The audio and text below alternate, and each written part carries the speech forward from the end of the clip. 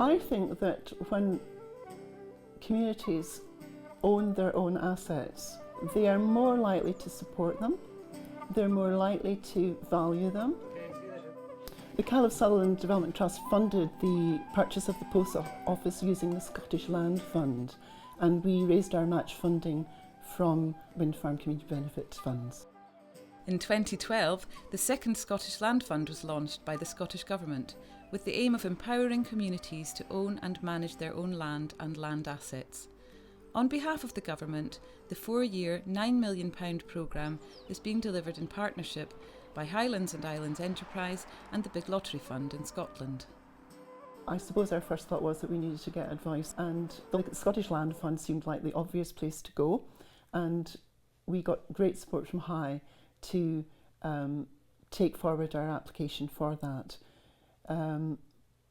It was new territory for us. We hadn't purchased any assets before, so we needed all the help we could get, and we got some very useful advice and some very good advice in that, we were thinking clearly of just purchasing and the purchase price.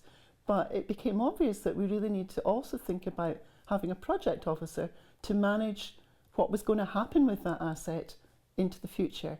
And so that kind of advice was really, really useful. Scalpay Island was given as a gift from the recent owner, who had decided that in view of the current economic situation, that the community probably would do better as being a community-owned asset rather than being owned by private individuals. It's given a lot of people a greater degree of control and involvement in what happens locally. I think it's also publicised North Harris a lot out in the wider world. It's also enabled a greater number of people to be involved directly in something like running a business and to experience what that entails. It's done a lot to attract people to come to the island as well, either to stay or to visit the island, and thereby benefiting local businesses. KILFINAN Community Forest Company owns 127 hectares of woodland. We actually are now in the process of finalising our second acquisition, and that is to buy the remainder of Acherossen Forest. We secured funding for the new forest through the Scottish Land Fund. We managed to secure £750,000 from them towards the purchase, and the remaining money has been negotiated with the timber company as an advance on future timber earnings. Up until last year, we were wholly reliant on grant funding for our posts because we had no significant income generation of our own. But since last year, with timber income starting to come in, we are now supporting the majority of our posts from our own income.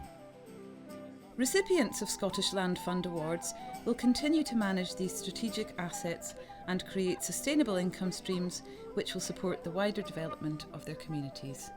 I never would have imagined myself in a role as a director, but it's been a great journey and a great learning process, and it's a very empowering process because you're working with a diverse group of other committed individuals trying to make something long-term and worthwhile happen. So it's a fabulous thing, and I would recommend it to a friend.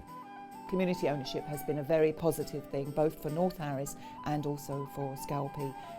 I think that the moves that have been made in integrating Scalpay within the North Harris community it is positive, and it is going to work. I mean, nobody thinks it's not going to work. A couple of years down the line, it's obviously working.